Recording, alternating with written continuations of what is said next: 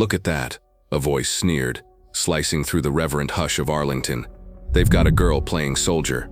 Sergeant Jessica Holland didn't flinch. Her world had shrunk to the 63 feet of polished black stone, the click of her own heels, and the weight of the M14 rifle on her shoulder. The voice, belonging to a boy in a bright red hoodie, was just noise and ugly, irrelevant static. She executed a flawless turn, her movements so precise they seemed machined. 21 steps. Click, turn. 21 seconds of perfect, unwavering silence. Then she would do it all again. It was her duty. It was her honor. But the noise continued. The boy, no older than 17, laughed. It was a grating, adolescent sound that echoed across the marble plaza. He held his phone up, filming her. "Seriously? Is this some kind of equal opportunity thing? I bet she can't even lift that gun." A ripple of discomfort spread through the crowd. Phones that had been respectfully lowered were now angled away, their owners pretending not to see, not to hear. A few older men in veterans' caps glared at the teen, their jaws tight with a silent fury they knew they couldn't unleash here. This was sacred ground. You didn't break the silence. You didn't disrespect the guard, ever. Jessica's gaze remained fixed, looking past the pristine white marble of the sarcophagus toward a future that was indistinguishable from the past. Every sentinel who had ever walked this mat was with her. Their discipline, their sacrifice was a tangible presence. She could feel it in the crisp air, in the silent reverence of the hundreds watching. The boy in the red hoodie was a ghost here, a meaningless flicker. He took a step forward, his friends snickering behind him. "Hey, Blondie, can you even talk? Or do they cut out your tongue when you sign up for this gig?" That was it. He had crossed from heckling to harassment, a direct challenge to the solemnity of the tomb, and for that there was a procedure. Jessica stopped. The rhythmic clicking of her heels ceased, and the sudden absolute silence was a thunderclap. She did not turn her head. She did not acknowledge him directly. Instead, she brought her rifle from her shoulder, executing a fluid, powerful port arms. The weapon, all 9.5 pounds of wood and steel, settled into her hands with practiced ease. It was an extension of her body, a tool of her unwavering resolve.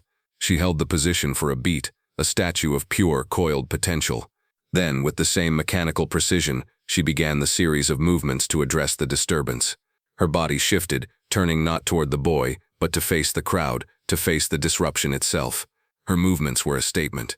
"You are the anomaly here. You are the thing that is wrong." The teen's smirk faltered for the first time.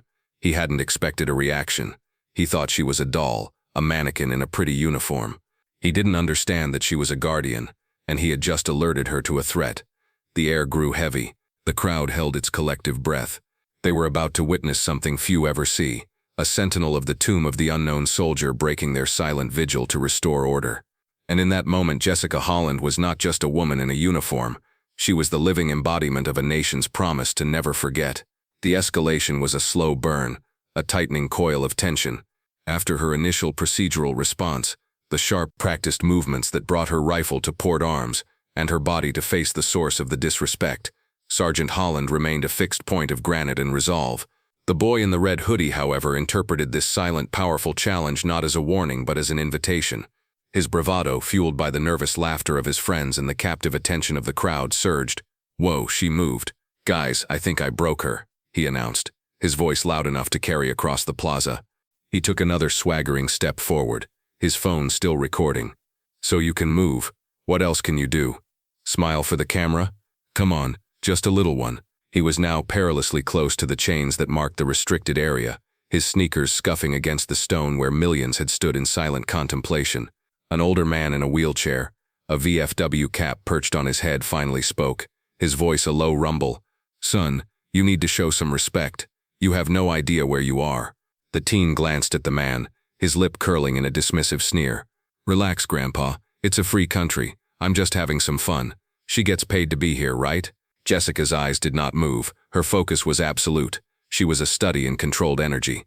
Her posture was perfect, her fingers placed just so on the stock of her M14. Every fiber of her being was dedicated to the mission, a mission this boy could not begin to comprehend. The sun glinted off the polished silver badge on her right breast pocket, the one that set her and her brethren apart from the entire United States Army. It was the Tomb Guard identification badge, an emblem of perfection. The teen's friend, a lanky boy in a blue jacket, nudged him. "Dude, maybe that's enough. People are staring. Let them stare. The first boy shot back, emboldened. "What's she gonna do? Shoot me?" He laughed again, a harsh, ugly sound. He then did the unthinkable. He deliberately swung his leg over the low-slung chain, planting his foot on the sacred plaza. A collective gasp went through the crowd. This was no longer a matter of disrespect. It was a desecration. The ground he stood on was hallowed, a space reserved for the Sentinels and the honored dead they guarded. For Jessica, this was the final tripwire. The verbal warnings were one thing, a physical breach was another. Her training, hundreds upon hundreds of hours of it, took over completely. There was no thought, only action. Her rifle snapped to her shoulder, the movement a blur of speed and precision. Her left hand slapped the stock in a sharp, audible report that cracked through the air like a gunshot. Her voice, when it came, was not a shout. It was something more terrifying. It was a perfectly modulated, amplified command that seemed to come from the very stones beneath her feet. "It is requested that all visitors remain behind the chains at all times." The words were not a plea. They were an order, delivered with the full weight and authority of the United States Army. The sound echoed, stark and absolute, against the marble amphitheater. The teen in the red hoodie froze, his smug grin evaporating. The sheer raw power in her voice stunned him into silence. It was a voice honed by countless hours of drill, a voice that could cut through the din of combat, or in this case, the fog of adolescent arrogance. He had expected a plea, a hesitant request. He got a command that vibrated in his bones. He hadn't moved back. He was paralyzed, caught between his foolish pride and the sudden shocking realization that the woman he'd been mocking was not a statue. She was a warrior. Jessica held her position, her rifle perfectly aimed at a point just above the crowd, her body an unyielding bulwark. The silence that followed her command was deeper, more profound than before. The teen's friends were no longer laughing. They were staring at their friend with wide, alarmed eyes, silently begging him to retreat. The crowd was a wall of stern, disapproving faces. He was an island, isolated by his own ignorance. And Sergeant Jessica Holland was the tide, about to remind him just how powerful the ocean could be. As she stood there, a bulwark against the teen's casual sacrilege, her world briefly fractured. The glint of the sun off the Tomb Guard identification badge on her uniform triggered a flash of memory, a ghost of the past echoing in the present. It wasn't a memory of war or combat, but of a different kind of crucible. It was a memory of a sterile, brightly lit room deep within the guard quarters, smelling of brass polish and starched wool. She was a candidate then, not a sentinel. Her hands, raw from hours of rifle manual practice, trembled almost imperceptibly as the sergeant of the guard, a man whose face seemed carved from hickory, used a micrometer to measure the placement of the badge on her training uniform. 1/32 of an inch too low, Candidate Holland, he had said, his voice flat, devoid of emotion. "Failure. Try again tomorrow." She remembered the crushing weight of those words, a physical blow. She had spent 3 hours on that uniform, ensuring every crease was razor sharp, every piece of brass a mirror. But 1/32 of an inch, the width of a pencil line, was the difference between perfection and failure. And at the tomb, there was no room for anything less than perfection. That badge wasn't earned with one heroic act. It was earned with 1,000 perfect, anonymous moments of discipline, day after day, until excellence became an involuntary reflex. It was earned by honoring the standard when no one was watching, so you could be the standard when everyone was. The memory vanished as quickly as it came, leaving behind a renewed sense of purpose. That badge wasn't a decoration. It was a promise she was now keeping in the face of this boy's profound ignorance. Unseen by Jessica, a man in the crowd had been observing the entire exchange with a growing sense of cold fury. He was in his late 60s, dressed in a simple polo shirt and slacks, appearing like any other tourist, but his posture was military straight, and his eyes, sharp and analytical, missed nothing. He was General Mark Peterson, retired, former Vice Chief of Staff of the Army. He was in Arlington to visit his father's grave. He recognized the process. He saw the Sentinel's impeccable adherence to protocol, the calculated escalation from silent presence to verbal command. He also saw the belligerent teen who was about to cross a line from which there was no easy return. This wasn't just a discipline problem. It was a security breach at one of the nation's most sacred sites. The general did not make a scene. He simply turned, his movements economical, and walked to one of the uniformed civilian cemetery staff standing discreetly near the amphitheater steps. "There's a situation at the tomb," he said, his voice low but carrying an unmistakable lifetime of command. "A guard is being harassed and the line has been breached. I suggest you alert the sergeant of the guard, immediately." The staff member, a young man, saw the steel in the older man's eyes. and didn't question it. He spoke quickly into his radio, his words urgent whispers. "Plaza Guard, this is Kilo 4. We have a Code 3 situation at the tomb. Disturbance and perimeter breach. Acknowledged." The response was instantaneous, a crackle of static followed by a calm, "Acknowledged. Kilo 4. Relief is en route." The call had been made. The cavalry, as it were, had been summoned, while the boy in the red hoodie stood frozen on the plaza, believing he was in a standoff with a single isolated soldier. He failed to understand the truth. Sergeant Jessica Holland was never alone. She was the tip of a very old, very sharp spear, and the full weight of the 3rd U.S. Infantry Regiment, the Old Guard, was about to make its presence felt. The audience, sensing the shift, knew that justice was no longer a possibility. It was an inevitability, marching step by solemn step to meet the moment. Deep within the quiet monastic barracks of the tomb guard quarters, the radio crackled to life, slicing through the focused calm. Sergeant First Class Reyes, the sergeant of the guard, was reviewing training schedules when the call came in. Code 3 at the tomb. Perimeter breach. Reyes was on his feet before the transmission ended. He was a man who moved with quiet, deliberate purpose. A career infantryman who had seen combat in 2 different deserts but believed his current duty was the most sacred of his life. "Corporal," he said to his second-in-command, a sharp young NCO named Evans. "Who's on the mat?" Evans was already pulling up the duty roster on a nearby monitor. "Sergeant Holland, Sergeant First Class." Reyes nodded, a flicker of something unreadable in his eyes. Holland, he remembered her testing cycle. She had been relentless. While other candidates struggled with the 7 uniform changes, the 35 pages of memorized cemetery knowledge, or the physical toll of the walk, she had absorbed it all with a quiet, ferocious intensity. On her final test, a grueling multi-hour examination of knowledge, uniform preparedness and rifle manual, she hadn't just passed. She'd scored 100%. A perfect score, something that happened maybe once a decade. The examiners had tried to find a flaw, a loose thread, a mispronounced name of a dignitary buried in Section 3, a single scuff on her shoes, and failed. She wasn't just a sentinel, she was a standard bearer.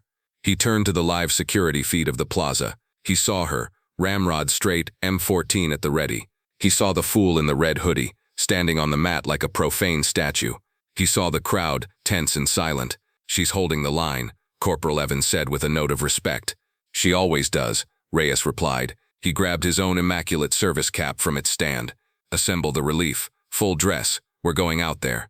He paused and looked at Evans. "And bring the teens' parents with us. They were heading to the visitor center. Security has them." Reyes's mind wasn't on punishing the boy. It was on restoring the sanctity of the tomb and reaffirming the authority of his sentinel. He knew Holland could handle the situation herself for as long as it took, but protocol and honor demanded a response. When one of their own was challenged, they all responded. They were the Old Guard. This was their watch. Back on the plaza, the teen in the red hoodie finally found his voice again. The initial shock of Sergeant Holland's command had worn off, replaced by a sullen, defensive anger. He was embarrassed. He had been challenged by the woman he'd been mocking, and the entire crowd had seen it. He couldn't back down now.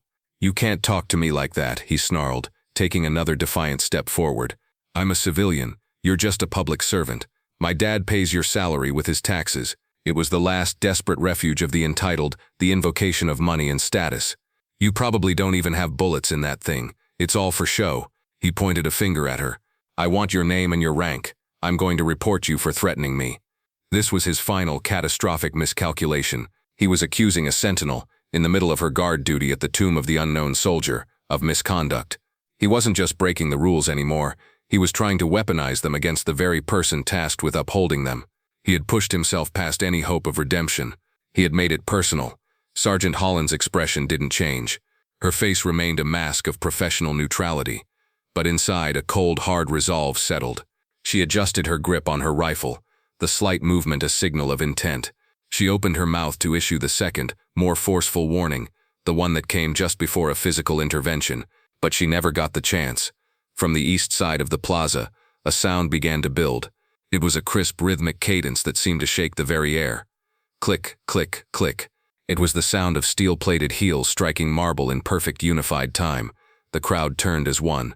Emerging from the direction of the guard quarters were 3 figures. They moved not like men but like a single organism, their strides perfectly matched, their arms swinging in flawless unison. In the lead was Sergeant First Class Reyes, his face a thundercloud of righteous anger. Flanking him were two other sentinels, their uniforms identical to Holland's, their expressions equally severe. They marched onto the plaza, their presence a tidal wave of discipline and authority. The teen in the red hoodie stared, his mouth hanging open. He had been so focused on his one-on-one confrontation that he hadn't considered she might have backup. And not just any backup. These men looked like they had been carved from the same mountain as she was. They were immaculate, imposing, and utterly silent. They halted 10 feet away, executing a turn so sharp and unified it seemed to defy physics. The sound of their 3 sets of heels clicking into place at the exact same instant echoed like a judge's gavel. The court of military honor was now in session. The boy's parents, a man and woman looking utterly mortified, were escorted to the edge of the plaza by a cemetery official. They saw their son standing on the hallowed ground, facing down not 1, but 4 tomb guards. The color drained from their faces. The spectacle of their son's foolishness was now on full public display, magnified by the silent, imposing arrival of the relief force. The vindication did not come from a shouted rebuke or a physical confrontation. It came with a gesture of profound respect, a gesture so powerful it completely inverted the dynamic of the last 10 minutes. Sergeant First Class Reyes took 1 step forward. He faced not the boy, but Sergeant Holland. He raised his hand to his brow in a slow, deliberate salute. It was a gesture of solidarity, of respect, of command, acknowledging the flawless performance of a subordinate. He held the salute, his eyes locked on hers. Then he turned his head toward the boy's parents, but his voice was pitched for the entire crowd to hear. It was a voice of pure, unadulterated command. "Ma'am, sir," he began, his voice ringing with clarity in the silent air. "Do you know who your son has been harassing?" The parents shook their heads, their expressions a mixture of fear and shame. "This is Sergeant Jessica Holland," Reyes said, his voice swelling with pride. "She is not playing soldier. She is a sentinel at the tomb of the unknown soldier, a duty so sacred and demanding that fewer than 20% of the soldiers who volunteer for it are ever chosen. In the history of this tomb, we have had hundreds of sentinels. Sergeant Holland is one of only a handful of women who have ever earned the right to walk this mat." He gestured toward the tomb. "She is guarding the remains of 3 unknown American soldiers, one from World War I, one from World War II, and one from the Korean War. Her duty is to ensure they are never again unknown, never again forgotten. To do that, she has given up her life as a normal soldier. She lives in the quarters beneath us, where she undergoes daily uniform inspections, knowledge tests, and hours of training. She is not allowed to tarnish the tomb by drinking, smoking, or behaving in any way that might bring dishonor, on or off duty." He paused, letting the weight of his words settle. The crowd was utterly captivated. The boy in the red hoodie seemed to shrink, the bright color of his sweatshirt now looking garish and foolish. "Your son questioned her ability to handle her weapon," Reyes continued, his voice hardening. "Sergeant Holland is a qualified expert on the M14 rifle, the M4 carbine, and the M17 pistol. She can field strip and reassemble this 9.5-pound rifle in under 60 seconds. Blindfolded, he took a step closer to the parents, lowering his voice slightly, though it still carried. He laughed at her. He called her Blondie. He accused her of threatening him. What she did was follow her orders with a level of professionalism that would make a general proud. She gave 2 verbal warnings, as she is trained to do. The next step, had we not arrived, would have been for her to physically remove your son from this sacred place. And believe me when I tell you, she is more than capable of doing so." The public humiliation was complete. It wasn't just that the teen was wrong, it was that his ignorance had been laid bare in meticulous, undeniable detail. He had mocked a hero, and now her record, her legend, was being read aloud for all to hear, a testament to the quiet, unassuming valor he had been too blind to see. Sergeant Holland remained at her post, silent and watching, her vindication delivered not by her own words but by the unshakable respect of her brothers in arms. Sergeant First Class Reyes finally lowered his salute to Sergeant Holland, a silent message of job well done passing between them. He then turned his full attention to the teen, who was now staring at the ground, his face burning with a shame so intense it was almost a physical force. Reyes walked until he was standing directly in front of him, forcing the boy to look up. "You asked for her name and rank to report her," Reyes said, his voice dropping to a low, dangerous growl. "I'm giving you mine. I am Sergeant First Class Reyes. I am the sergeant of the guard, and I am in command of this relief. Any report you wish to make can go directly through me. But I suggest you first consider what you will write on that report. That you crossed a restricted barrier at a national shrine. That you verbally harassed a United States Army soldier in the performance of her duty. that you desecrated a place of honor for this nation's war dead. Each question was a hammer blow. The boy shook his head, unable to speak. You stand on this ground and you mock this uniform, Reyes continued, his gaze unwavering, because you have no concept of what it represents. You see a woman. I see a soldier who volunteered for the toughest duty in this regiment. You see a costume. I see a uniform she spends hours preparing every single day. You see a prop. I see a weapon she has mastered. You failed to see the soldier for the woman, and in doing so you disrespected this entire institution. Reyes gestured for one of the other guards to escort the teen back behind the chains. As the boy stumbled back toward his horrified parents, Sergeant Holland finally moved. Her shift was not over. She flawlessly executed an about-face and began her walk again. 21 steps, click, turn. The rhythm of Arlington was restored. As she walked, she looked at the tomb, and for a moment she allowed herself a quiet lesson, a thought directed not at the boy but at the world. The issue was never about changing the standards. The standards of the tomb were absolute, and they should be. They had to be. The issue was about the failure of others to believe a woman could meet them. Don't soften the standards. Just apply them fairly. See the soldier, not the gender. See the performance, not the person. Her performance had just spoken for itself, more eloquently than any words ever could. The sunlight once again caught the silver of her tomb guard identification badge, and another memory, sharper this time, pierced the veil of her concentration. It was the moment the badge was first pinned on her. The regimental commander himself had done it. The ceremony was small, held in the hushed quiet of the chapel overlooking the cemetery. He hadn't made a grand speech. He'd simply looked her in the eye, the weight of his own long service evident in his gaze. "This badge doesn't belong to you, Sergeant Holland," he had said, his voice a quiet rasp. "You belong to it. It represents every soldier who has ever guarded this tomb, and every soldier who lies within it. It is a symbol of selfless service and ceaseless devotion. Wear it with honor." As he pressed the pin through the thick wool of her tunic, she felt not a sting, but a connection, a link in an unbroken chain stretching back for generations. She was part of something so much larger than herself. It was the weight of that promise, that connection, that she carried on every single step of her lonely, vital walk. It was a weight the boy in the red hoodie could never have imagined. The fallout was immediate and decisive. The teen and his family were escorted to the Arlington National Cemetery Administration Building, where they had a very long, very sobering conversation with the head of security and Sergeant First Class Reyes. There were no criminal charges, but the boy was issued a formal letter of reprimand and banned from the cemetery for a period of 5 years. His school, which had sponsored the trip, was notified, and he was sent home in disgrace. More importantly, the old guard used the incident as a teachable moment. Reyes mandated a new block of instruction for all tomb guard candidates, focusing specifically on de-escalation and handling public disturbances with the quiet professionalism Sergeant Holland had displayed. A brief anonymized description of the event was added to the visitors' orientation video, gently reminding everyone of the expected standards of conduct and the consequences of failing to meet them. It was a subtle institutional reinforcement of the day's hard-learned lesson. A week later, Jessica was at the commissary on Fort Myer picking up groceries after her 24-hour shift. She was in civilian clothes, jeans, and a simple t-shirt, her blonde hair pulled back in a loose ponytail. She was anonymous again, just another soldier. "Ma'am?" She turned. It was the boy. He wasn't wearing his red hoodie. He was with his father, and both of them looked profoundly humbled.